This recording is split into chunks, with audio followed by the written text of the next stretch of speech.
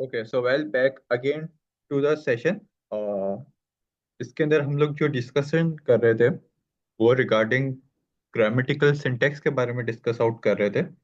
और इसके अंदर ये चीज़ हमने डिस्कस आउट की थी कि every language is associated with grammar involvement. जैसे कि थोड़ी देर पहले एक पार्टिसिपेंट ने हमें बताया कि हर लैंग्वेज का एक स्ट्रक्चर और फॉर्मेट होता है, जिसके अंदर हम लोगों ने इंग्लिश सेम इसी तरीके से इंग्लिश लैंग्वेज की अगर मैं बात करूं बेसिक इंग्लिश ग्रामर लैंग्वेज के अंदर, तो उनका भी एक subject verb noun and then उस स्ट्रक्चर्स की बेसिस पर हमारे पास सेंटेंसेस गोस ऑन हो रहे होते हैं, जो हमारे पास इंग्लिश लैंग्वेज का एक स्ट्रक्चर ऑफ वे होता है। सेम इसी तरीके से प्रोग्रामिंग लैंग्वेज के भी अपने कुछ स्ट्रक्चर्स होते हैं। But before moving forward towards that, जैसे कि इधर आई एम वासिफ और एम वासिफाई लिखा हुआ है, तो I am Wasif is a correct one and am वासिफाई इज अ रॉन्ग वन। क्यों? क्योंकि उसका स्ट्रक्चर जो है इंग्लिश लैंग्वेज का वो उस ग्रामेटिकल से मैच नहीं होता। सेम इसी तरीके से हमारे पास प्रोग्रामिंग स्ट्रक्चर्स में भी इन चीजों का हमें ख्याल रखना पड़ता है। अब इसी चीज को अगर मैं मैप ऑन करूं, क्योंकि अभी एक पार्टिसिपेंट ने ये सवाल करा था कि sir this is how NLP और एलएलएम्स के ऊपर वर्क ऑन हो रही होती है, बट देखें एलएलएम्स चैटबॉट्स और एनएलपी इन सब के पीछे एक हमारे पास सबसे इंपॉर्टेंट चीज जो होती है वो होती है वर्ड मैपिंग एल्गोरिथम। ठीक है। अब वर्ड मैपिंग एल्गोरिथम का क्या रोल प्ले होता है, वो किस तरीके से काम करता है, तो लेट मी एक्सप्लेन यू। हम सब ने चैट जीपीटी यूज करा हुआ है, ठीक है। जो भी प्रॉम्प्ट देते हैं तो कैसे उसको पता चलता है कि यूजर ने यही चीज डिमांड की हुई है।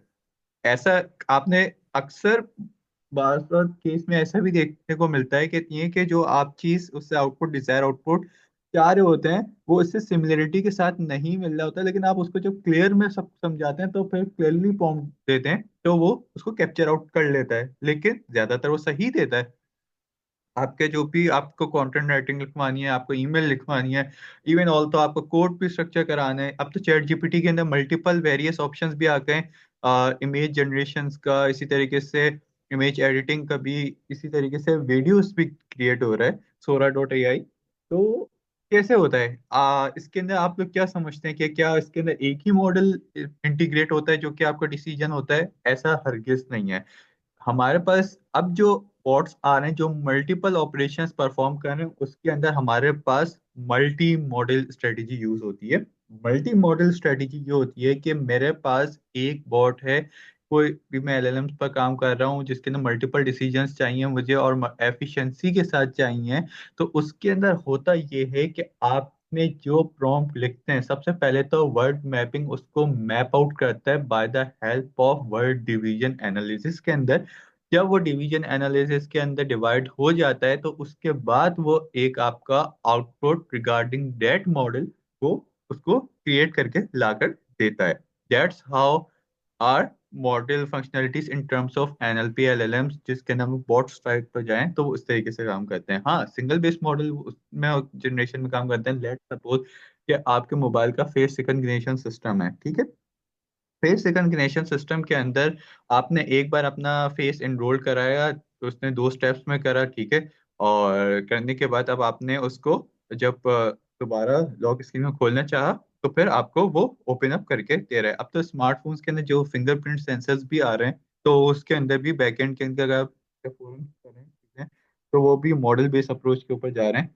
तो जिसकी वजह उसके अंदर भी बैकएंड पर एआई ही इंटीग्रेटेड है। इसी तरीके से बैंकिंग एप्लीकेशंस आजकल जो आ रही है हमारी मोबाइल बैंकिंग एप्लीकेशन, उसके अंदर भी थंब का है, आप डायरेक्ट आपको क्रेडेंशियल डालने की जरूरत नहीं है, उसकी सिक्योरिटी और एनहांस करिए। तो इस सब के पीछे क्या है? इन सब के पीछे हमारे पास एआई इन्वॉल्वमेंट हुई हुई है, जिसके जरिए हमारे ऑपरेशंस को स्मूथनेस और एफिशिएंटली प्रोसीड किया जाता है। ठीक है। अच्छा, ये तो बात रही हमारी कि एक terms of grammar language English की हमने बात करी, फिर हमने इस तरीके से प्रोग्रामिंग के लैंग्वेज की थोड़ी देर पहले ये बात की थी, कहती हैं कि जिस तरीके से हमारे पास इंग्लिश लैंग्वेज के ग्रामेटिकल स्ट्रक्चर्स होते हैं, इसी तरीके से हमारे प्रोग्रामिंग लैंग्वेजेस के भी ग्रामेटिकल स्ट्रक्चर होता है हर के, ठीक है। जरूरी नहीं है कि मैं अभी डेडिकेटेड टू पाइथन ही बात करूं। हर प्रोग्रामिंग लैंग्वेजेस जो भी है associated with their syntax and format. अगर मैं बात करूं कि हमें कैसे पता चलता है कि जो चीज़ जो ऑपरेशन हम कंप्यूटर पर परफॉर्म कर रहे हैं वो मशीन कैसे अंडरस्टैंड कर लेती है। ठीक है। हमारे पास ना जो भी चीज़ हम लोग कम्युनिकेशन परफॉर्म करते हैं उसके अंदर मशीन के अंदर ना हमारे पास मल्टीपल जो कंप्यूटेशन लैंग्वेज होती हैं, तो उसके अंदर हमारे पास Python, Java, C plus plus, C sharp and multiple various होती हैं, जिसके ऊपर हम लोग सारे के सारे अपने प्रोग्रामिंग स्क्रिप्ट लिख कर देते हैं। मशीन इसको मशीन लैंग्वेज में कन्वर्ट करती है। ठीक है। और कन्वर्जन के बाद जो कि हम कैसे बाइनरीज भी कहते हैं, 0 एंड 1 के ऑपरेशन में, देन जो हमारे पास डिजायर आउटपुट है वो हमें ला कर देती है। Similar case for all these operation languages. सही है। अच्छा। अब अगर मैं बात करूँ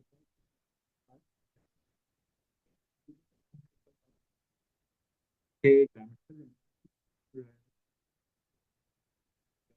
इंस्टीट्यूट, ठीक है। अब मैं अगर प्रोग्रामिंग के टर्म्स में बात करूं कि हमारे पास लाइब्रेरीज, ये जो आप लोगों के सामने एक दिख रही है, import numpy as n p, ये एक लाइब्रेरी है। ठीक है। मैं इसका थोड़ा सा आपको एक ओवरव्यू दे देता हूँ, शॉर्ट ओवरव्यू। जब हम इसको प्रोग्रामिंग की तरफ लेकर आएंगे तो मैं थोड़ा और इसको डिफाइन ऑन कर दूंगा कि किस तरीके से ऑपरेशन परफॉर्म हो रहा है।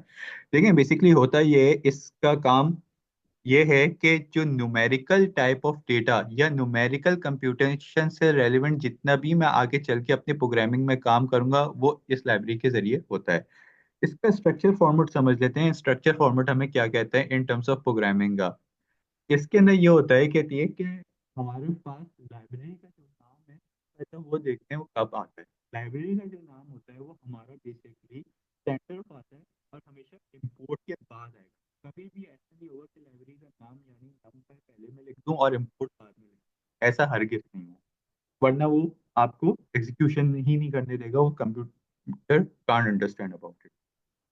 तो इसके ना याद रखें, हमेशा इंपोर्ट पहले आएगा, इंपोर्ट के बाद जिस लाइब्रेरी को हमने इंपोर्ट करना है लाइब्रेरी का नाम आएगा। और एस का कीवर्ड हमें ये रिप्रेजेंट करता है कि जो नाम का के अंदर आगे चलकर भी सेटिंग करनी है वो एक नाम से शॉर्ट डिनोट करता हूँ, जिसको मैंने अभी एनपी रखा है। ठीक है। तो एनपी डॉट करके आगे चल के जो मेरे प्रोग्रामिंग होगी, क्योंकि मुझे इसकी लाइब्रेरी के जरिए यूटिलाइजेशन करानी होगी, तो वह एनपी डॉट करके जितनी भी मेरे पास ये कंप्यूटेशन आगे चल के जो इस लाइब्रेरी के रिसोर्सेज हैं और एक्सेसिबिलिटीज हैं उसके जरिए मैं रिडम्पशन करूंगा और अपना डिजायर ऑपरेशन को परफॉर्म करूंगा। तो the point of understanding is that कि जो हमारे पास स्ट्रक्चर होता है वो हमेशा इस फॉर्मेट पर होता है। भले इसके अंदर कभी भी ऐसा नहीं होता कि लाइब्रेरी का नाम पहले आ जाए और इंपोर्ट का कीवर्ड बाद में आ जाए और जिसको डिनोशन करना है वो पहले आ जाए, ऐसा हरगिज नहीं। Correct. Now move happen forward towards कि हमें कैसे पता चलता है और हमें क्यों जरूरत पड़ती है प्रोग्रामिंग की। ठीक है। देखिए, if I will talk to all of you कि आप लोग मुझे बताएं कि 2 × 2 क्या होता है, तो आप लोग बहुत आसानी के साथ मुझे जवाब दे देंगे कि सर 4 होता है। इसी तरीके से अगर मैं बोलूं कि आप लोगों से कि व्हाट इज 4 + 4, तो you guys easily give me the answer कि सर 8 होता है।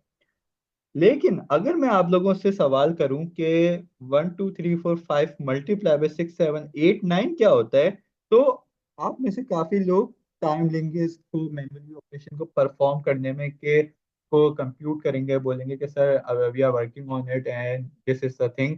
और काफी टाइम टेकन हो जाएगा ना, क्योंकि कॉम्प्लेक्स सिनेरियो हो गया आपके लिए, कॉम्प्लेक्स प्रॉब्लम हो गए। तो इस तरीके पेशेंस हों जिसके अंदर हमारे क्विकली रिजल्ट चाहिए और फॉरन ह्यूमन एफर्ट भी कम लगे, जो सेकंड से काम होते हैं, वन टाइम एफर्ट होगी ह्यूमन की कि वो एक प्रोग्रामिंग की जनरेट कर ले। ठीक है। प्रोग्राम लिख ले, प्रोग्रामिंग लिख ले, देन उसके बाद वो जब भी उसको कोई ऑपरेशन दे वो फॉरन सॉल्व ऑन करके आ जाए। सो इन दैट ऑफ प्रोग्रामिंग, ताकि वो हमारा जल्दी से जल्दी काम करके करके हमें प्रेजेंट हो। अब अगर हम बात करें एप्लीकेशन प्रोग्रामिंग, ठीक है, तो कौन कौन सी ऐसी एप्लीकेशंस हैं जहां पर हमारे पास पाइथन प्रोग्रामिंग यूज होती हैं। तो basically Python programming is generally used in gaming industries, in banking sectors, in machine learning as well as in cyber, or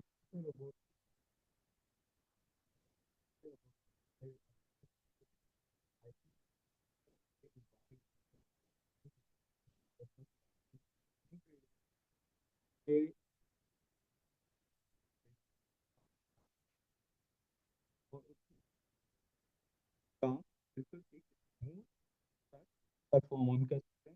That's why we prefer Python and we go for it. So that's the main thing. और किस तरीके से देखें, cyber security आज जितने भी हमारे पास आजकल के बैंकिंग सिस्टम्स हैं, बैंकिंग ऑपरेशंस हैं, उनके ऊपर आप लोगों ने अगर सुना हो, ज्यादातर लोग लिनक्स के ऊपर थे।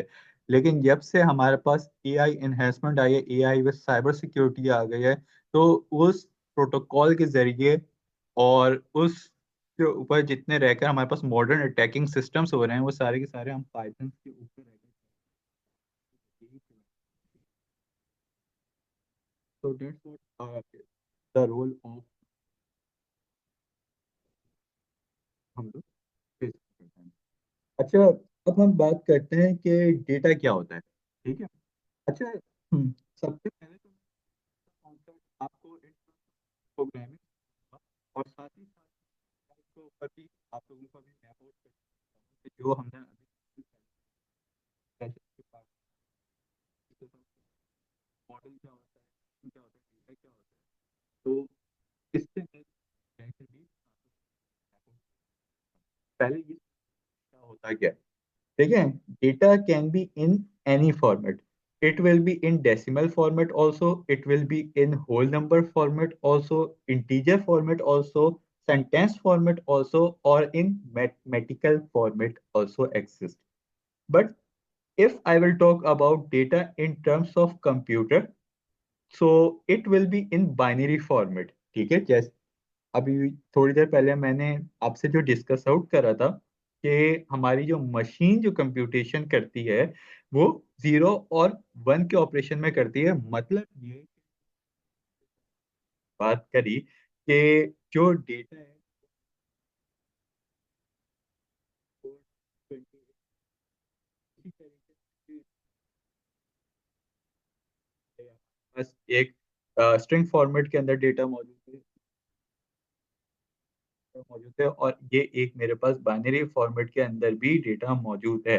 लेकिन हमारे पास जो इस सब की ऑपरेशन होंगे, इन सब के पीछे बैकएंड के अंदर एग्जीक्यूशन होगी, ये हमारे पास मशीन के थ्रू प्रोसेस होगा, जो कि हमारे पास बाइनरी ऑपरेशन में कन्वर्ट होगा। कन्वर्ट होने के बाद जो हमारे पास जो डिजायर्ड ऑपरेशन जो हमें चाहिए, वो हमें रिडीम करके लाएगा। लेकिन बताने का जो मकसद था वो ये था कि डेटा जो है वो हमारे पास किसी भी सूरत के अंदर मौजूद है, और इसके जरिए जो डिजाइन है वो हमारे पास machine learning के थ्रू execute होता है। ये तो इन टर्म्स ऑफ प्रोग्रामिंग बात निकल ली। अगर हम इसी डेटा को मैप आउट करके एआई के ऊपर रहकर इसको अगर मैं बात करूँ, इसलिए पहले जो हमने डिस्कस आउट करा था वो ये डिस्कस आउट करता है कि हमारे पास जब मॉडल को हम ट्रेनिंग परफॉर्म कर रहे होते हैं, ये सबसे ज़्यादा जो चीज़ ज़रूरत होती है वो होती है डेटा। डेटा होगा तभी मैं मॉडल को ट्रेन कर पाऊंगा और तभी मेरा मॉडल सीख पाएगा। ठीक है। तो it would be more efficient of data कि मैं रिड्यूम करूँ और उसके जरिए ट्रेनिंग परफॉर्म करूँ। डेटा की एग्जाम्पल मैंने अभी आपको जैसे थोड़ी देर पहले ये दी थी कि हमारे पास जो है अभी इस सेशन के अंदर मौजूद non technical background, non computer science background से भी लोग मौजूद हैं और कंप्यूटर साइंस के लोग भी मौजूद हैं। जो नॉन कंप्यूटर साइंस के बैकग्राउंड से लोग मौजूद हैं, तो सेशन तो पूरा बन सकता है। उसके अंदर हम लोग एआई सिखा रहे हैं, पाइथन में एआई वो पाइथन साथ साथ सीख रहे हैं, और एआई की एल्गोरिथम और लैंग्वेज की अंडरस्टैंडिंग बिल्ड कर रहे हैं। तो इस सेशन के अंदर जितनी भी मैं उनको सोर्सेज प्रोवाइड कर रहा हूँ, ये सारा, तो वो किसकी सूरत में पहुंच तो किसकी डेटा दिया जा रहा है, वो सीख रहे हैं, अडॉप्ट कर रहे हैं, ताकि वो आगे पीछे आगे आगे जाके जो भी प्रैक्टिस करें So that's how AI data works and this adoption will be. So that's the main thing about all the data. अच्छा, अब अगर मैं बात करूं कि हम डेटा की स्टोरेज कैसे करते हैं, ये तो चीज़ हमने डिस्कस कर ली कि डेटा होता क्या है, डेटा की क्या फॉर्मेशन होती है। लेकिन असल सवाल ये है कि हाउ आई स्टोर डेटा। देखें, डेटा स्टोरेशन के लिए मेरे पास कुछ डेटा टाइप्स होती हैं, जो कि अगर मैं बात करूं, पहली जो है वो स्ट्रिंग होती है। जब भी डेटा को रीड करवाना हो या मेरा डेटा स्टेटमेंट फॉर्मेट पर हो, तो I will use string data type. ठीक है। स्ट्रिंग ऑपरेशन सिर्फ और सिर्फ रीड ऑपरेशन के लिए यूज होती है, या मेरे पास अगर कोई स्टेटमेंट फॉर्मेट का डेटा हो तभी मैं यूज करूंगा, वरना मैं नहीं यूज करूंगा। सेकंड डेटा टाइप जो है होती है, वो मेरे पास होती है इंटीजर की। ठीक है। अगर मेरा डेटा नंबर फॉर्मेट पर हो, तो I will use integer data type. ठीक है। और मुझे अगर आगे चल के कुछ कंप्यूटेशन करवानी हो, तो फिर मैं इंटीजर डेटा टाइप की तरफ ही जाऊंगा। थर्ड डेटा टाइप जो है वो मेरे पास बूलियन डेटा टाइप होती है। जब भी कंडीशन बेस्ड सिचुएशन को हैंडल करना हो, तो I will use Boolean data type. अब इधर अगर मैं बात करूं कि हमारे पास स्ट्रिंग डेटा टाइप क्या होगी, स्ट्रिंग डेटा टाइप जो वासिफ लिखा हुआ है इन्वर्टेड कॉमर्स के अंदर, आप लोग देखें तो स्ट्रिंग के अंदर जो भी मेरे पास ऑपरेशन होगा वो हमेशा इन्वर्टेड कॉमर्स में होगा। मतलब स्टेटमेंट फॉर्मेट के जितने भी सेंटेंस को मैं फीड कर रहा हूँ, डेटा टाइप अगर स्ट्रिंग यूज कर रहा हूँ, तो I will always use inverted commas cottage. ठीक है। तो उसी के अंदर मेरा सारा स्टेटमेंट प्रिंट होगा। और 1 2 3 2 का एक न्यूमेरिकल डेटा है। न्यूमेरिकल डेटा हमेशा याद रखें कि इंटीजर फॉर्मेट में ही यूज होगा। इसके अंदर मल्टीपल हमारे पास होगी, डेसिमल भी होगी, डबल भी होगा, वो भी उस कंडीशन के हिसाब से ही हम यूज कर सकते हैं। आगे चल के जब हम प्रोग्रामिंग की तरफ जाएंगे, कोडिंग पैरामीटर्स पर, तो हम उस पर भी ये यूज चीज यूटिलाइज करेंगे। इसी तरीके से अगर हम बात करें कंडीशनल स्टेटमेंट की, ट्रू और फॉल्स की। ठीक है। लेट सपोज मैं आपको इसकी एक आसान सी एग्जांपल देता हूँ। एग्जांपल ये है कि मैं एक ऑटोमेटेड वाटर पंप मशीन बना रहा हूँ। ठीक है। उसका काम ये कर रखना चाह रहा हूँ कि अगर लाइन के अंदर मेरा पानी आए तब मोटर ऑन हो जाए, और अगर लाइन के अंदर पानी ना आए तो स्टेटमेंट फॉल्स हो जाए और वो मोटर को नहीं टर्न ऑन करे। ठीक है। उससे होगा ये कि एक तो ह्यूमन एफर्ट हो जाएगी, और साथ ही साथ ये कि जो हमारे पास इलेक्ट्रिकल सेविंग है वो भी बच जाएगी। तो इस तरीके से रहकर हम इन पर काम कर सकते हैं, और इस तरीके से रहकर हम ये जो कंडीशनल स्टेटमेंट है बूलियन की, ट्रू और फॉल्स की, वो यूटिलाइज कर सकते हैं। आगे चल के बहुत सारे ऐसे सिनेरियोस आएंगे जहां पर बूलियन अप्लाई होगा, और आप लोग ही उल्टा मुझे बता रहे होंगे कि सर ये बेसिकली हम इस तरीके से हैंडल कर सकते हैं, बिकॉज प्रैक्टिकल, मेरा फोकस प्रैक्टिकलिटी की तरफ ज्यादा होगा बनस्पत इसके ऊपर। And this all the basic guidelines is just provided for the non computer science background also, so that they can adopt also. Okay? Now we are the next one, which is need of variables. ठीक है। Variables की जरूरत क्यों पेश आती है। ठीक है। इस चीज को सबसे पहले हम अंडरस्टैंड करते हैं कि वेरिएबल्स क्यों जरूरी होते हैं और वेरिएबल्स का क्या मेन रोल प्ले है हमारे पास। हमारे पास एक कॉन्सेप्ट आता है वेरिएबल्स का। अगर मुझे अपने डेटा को स्टोर करना हो, तो मैं हमेशा उसको टेम्पररी स्टोरेज स्पेस में स्टोर करवाता हूँ। इस कॉन्सेप्ट को हम वेरिएबल्स कहते हैं। एक एग्जांपल मैं आप लोगों को प्रोवाइड करता हूँ। लेट सपोज कि मैंने एक फोल्डर बनाया और उसका नाम स्टूडेंट रखा है, और उस फोल्डर में सब स्टूडेंट्स का डेटा फीड कर लिया मैंने। और डेटा फीड मैं इस तरीके से करता हूँ ज़्यादातर कि मैं एक एक्सटेंशन को प्लग इन कर देता हूँ, जिस जो भी मीट होते हैं, जूम या गूगल मीट, उसके ऊपर प्रेजेंट लोग जितने भी होते हैं इंटर सेशन के अंदर, वो मेरे पास एक एक्सेल फॉर्मेट के अंदर रिडीम होकर आ जाते हैं। और वो उसको मैं एक पार्ट डिक्लेयर कर देता हूँ बैकएंड के जरिए कि आप एक ये फोल्डर बनाएं और उस फोल्डर के अंदर विद डेट टाइम डे के साथ वो चीज़ मौजूद कर लें। ठीक है। तो उसके अंदर वो हमारे पास पूरा एंटायर डेटा फीड हो जाता है, और जिसको आगे चल के मैं प्रोसीड करता हूँ, ठीक है। That's how our total scenarios work on. अच्छा, अब इसके अंदर हमारे पास ये तो मैंने आप लोग को एक स्टूडेंट के एग्जांपल दे दी कि जिसके अंदर मैंने फोल्डर बनाया ताकि मैं देख सकूं कि कितने स्टूडेंट का रिकॉर्ड आया है, जनरली एक बेसिक एग्जांपल थी। लेकिन अगर हम इन टर्म्स ऑफ प्रोग्रामिंग बात करें कि प्रोग्रामिंग में कैसे होता है अगर स्टोरेज करवानी हो, देखिए हमारे पास ना उसके लिए होते हैं variables. At the back and हमारे पास बाइनरी ऑपरेशंस परफॉर्म हो रहे होते हैं बाय मशीन। सेम जब हम प्रोग्रामिंग कर रहे होते हैं तो किसी भी नेम से एक वेरिएबल बना देते हैं और उसमें अपना डेटा स्टोर करवा देते हैं। एग्जाम्पल, स्टूडेंट के नाम का वेरिएबल बनाया और उसमें मैंने जॉन रख दिया, ठीक है। और जॉन को मैंने स्टोर करवा दिया। अब वो मशीन को कैसे पता चलेगा कि मैं जब डेटा मांग रहा हूँ और सेम फोल्डर पर जा रहा हूँ और मुझे वही चीज एक्सेस करके दे, मतलब जो वेरिएबल के अंदर मैंने डेटा अपना स्टोर कराया है उस वेरिएबल के अंदर से ही एग्जैक्ट ला कर दे। इसके अंदर हमारे पास बेसिकली मशीन के अंदर एक मेमोरी एड्रेस जनरेट हो रहा होता है जो उसने स्टोर करा हुआ होता है अपनी लोकेशन के अंदर। इधर जो मेमोरी एड्रेस